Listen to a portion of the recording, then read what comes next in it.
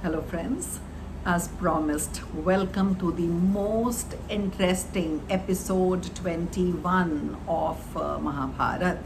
क्यों सबसे इंटरेस्टिंग है? द्रौपदी का स्वयंवर और अर्जुन का लक्ष्य भेद और भीम और उनके द्वारा अन्य राजाओं की पराजय.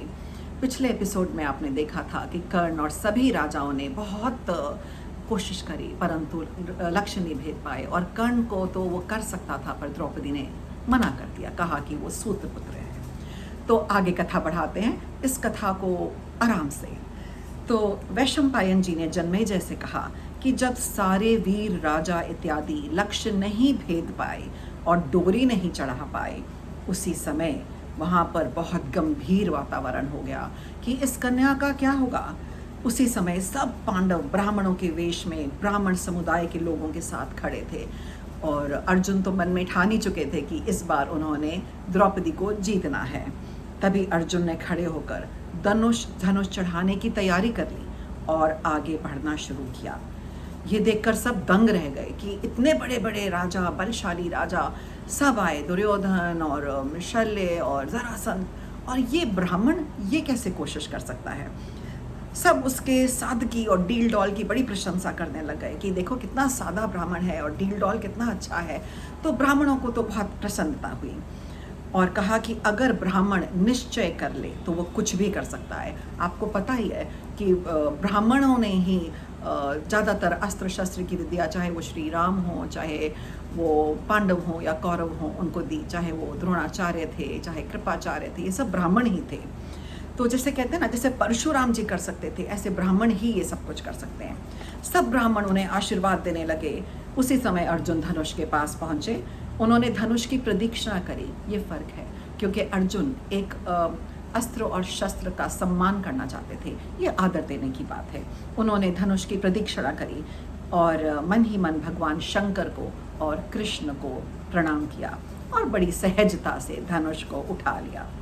जिस धनुष को इतने वीर नहीं उठा पाए थे, उन्होंने पलक झपकते ही उसको उठाया, झुकाया और प्रत्यंचा चढ़ा दी, डोरी चढ़ा दी. सभी लोग देख ही रहे थे कि उन्होंने पहले बाण से ही लक्ष्य का भेदन कर दिया. घूमता हुआ यंत्र, उसके अंदर छिद्र और छिद्र में से बाण पहली बार में ही लक्ष्य पे गया. आपको तो पता ही है, अर्जुन की शुरू से ही दृष्टि लक्ष्य पे रहती थी. चारों तरफ शोर मच गया और अर्जुन के सिर पर दिव्य पुष्पों की वर्षा होने लगी. आपको पता ही है, देव इत्यादि आसमान में स्थित होकर ये सब देख रहे थे.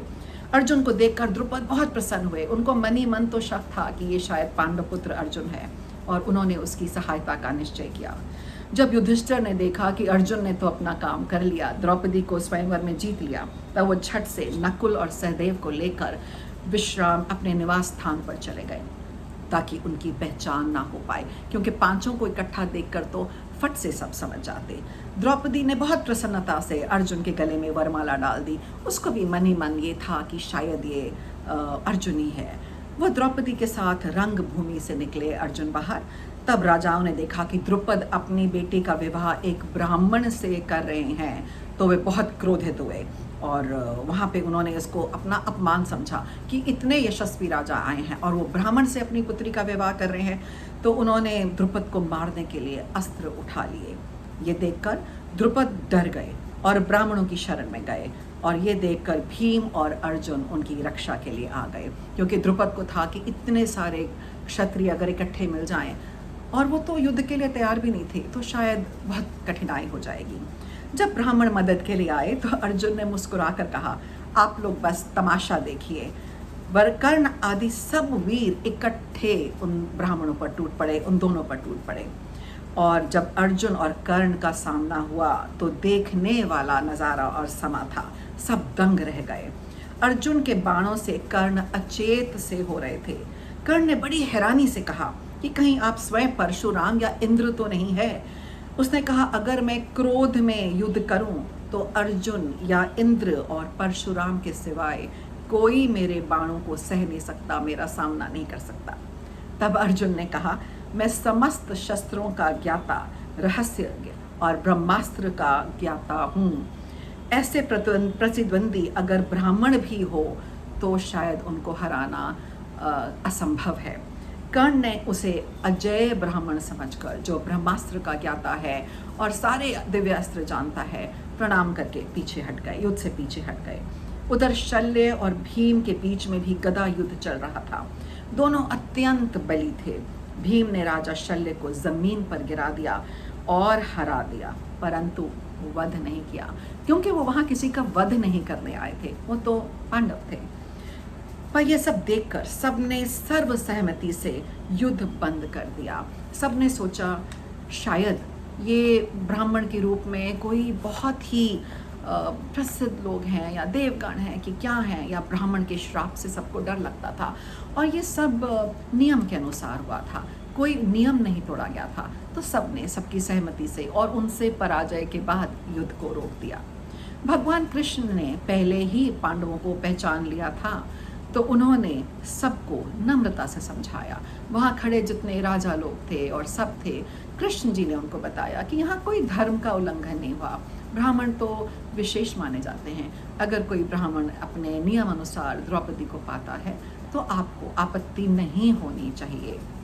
उन्होंने धर्म के अनुसार ही द्रौपदी को प्राप्त किया है, इसलिए युद्ध उचित नहीं है। तो कृष्ण ही है, कौन उनकी मुस्कुराहट के आगे नहीं झुका। धीरे धीरे भीड़ कम होने लग गई। तब ब्राह्मणों से घिरे हुए वे अपने निवास उस कुम्हार के घर पहुँचे, और माता कुंती घर के अंदर थी।